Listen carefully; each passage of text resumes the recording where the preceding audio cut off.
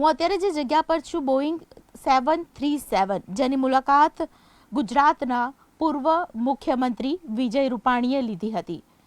મારી પાસે એ ફોટોગ્રાફ્સ પણ છે અને એ પોસ્ટ પણ છે જેમાં તેમણે સ્પષ્ટ લખ્યું છે કે હું આ મુલાકાતે આ જગ્યા ઉપર આવ્યો હતો. આપ જુઓ તો ફોટોગ્રાફ્સની અંદર આ પ્લેનના બહારથી તેમણે ફોટોગ્રાફ્સ લીધા. ત્યારબાદ તેઓ અંદર પણ ગયા અને અંદર જે સીડી ચડ્યા ત્યારબાદ કોકપીટ પાસે પણ તેઓ ઉપસ્થિત છે. તે પણ દ્રશ્યો જુઓ. અને મારી સાથે કેપ્ટન છે ઉમંગ જાની, તેમની સાથે પણ તેમણે વાતચીત કરી.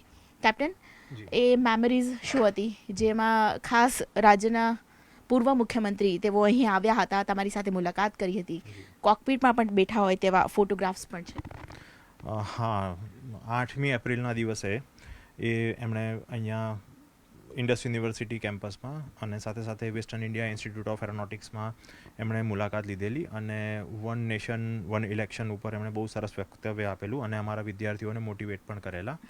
એ દરમિયાન અમારા કેમ્પસની એમણે મુલાકાત પણ લીધેલી અને જે પ્રેક્ટિકલ ફેસિલિટી છે અહીંયા એને બહુ સરસ રીતે એપ્રિશિએટ પણ કરી હતી.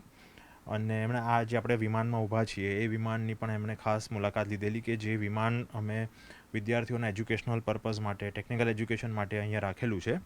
એમણે આગળ કોકપીટમાં પણ સાથે સાથે મુલાકાત કરી હતી અને એ મારી જમણી બાજુ બેઠા હતા, હું ડાબી બાજુ બેઠો હતો અને મારી પાછળ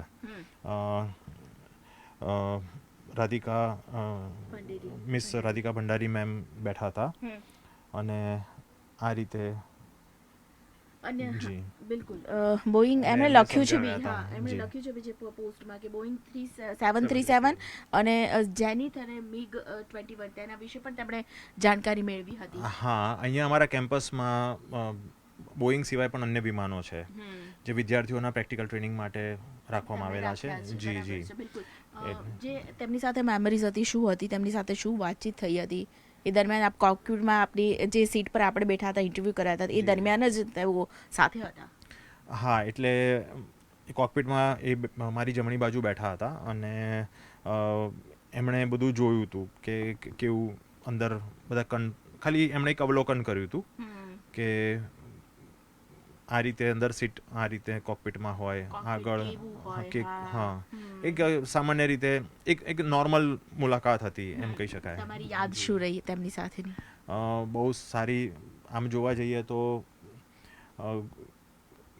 ગુજરાત જ્યારે મુશ્કેલીમાં મુકાયું છે ત્યારે ખાસ કરીને એવો સમય કે જ્યારે ગુજરાત કોરોના પેન્ડેમિકમાંથી પસાર થઈ રહ્યું હતું અને એ વખતે જે પ્રમાણે એમણે ગુજરાતને સંભાળેલું એ ઘણું કમાન્ડેબલ છે. જી, એટલે સમય અહીંયા આવ્યા હતા અને તમે જે વાતચીત કરી હોય તે યાદ તમારી કેવી રહી છે? વાતચીત તો આ જ હતી. બસ મેં એમને બધું બતાવ્યું, કંટ્રોલ્સને, જેમ કે તમને મેં જે રીતે બતાવ્યું એ રીતે મેં બુકે આપ્યું અને એ બેઠા હતા મારી રાઈટ સીટ ઉપર અને ગુજરાતના ભૂતપૂર્વ મુખ્યમંત્રીને આટલા નજીકથી જોવાનો એક અદ્ભુત લાહવો હતો. એમના જે વિમાન દુર્ઘટનામાં એમનું નિધન થયું તેનાથી હૃદયને બહુ મોટો ઝટકો પડ્યો છે, બહુ દુઃખ થયું છે. ઈશ્વર એમના આત્માને શાંતિ અર્પે તેવી પ્રાર્થના છે. કેપ્ટન ઉમંગ જાની તેમણે ખાસ વાતચીત કરી અને ભાવુક પણ થયા છે કારણ કે કોઈએ ધાર્યું નહોતું કે 2 મહિના પહેલાં બોઈંગ 737માં તેઓ અહીં આવશે. અહીં કાર્યક્રમ દરમિયાન તેઓ આવ્યા હતા. વન નેશન વન ઇલેક્શનનો કાર્યક્રમ ખાસ કરીને અમદાવાદની રાચડા પાસે આવેલી ઇન્ડસ યુનિવર્સિટીમાં યોજાયો હતો. 8 એપ્રિલનો એ દિવસ હતો જ્યારે તેઓ અહીં આવ્યા હતા. આ પ્લેનમાં જે અત્યારે ઉપસ્થિત છું તે જગ્યા ઉપર આવ્યા હતા અને બોઈંગ 787માં તેમનો જીવ જશે તેવું કોઈએ પણ વિચાર્યું નહોતું. કેમેરા પર્સન અમિત શર્મા સાથે દીપિકા કુમાર, ન્યૂઝ 18 ગુજરાતી, અમદાવાદ.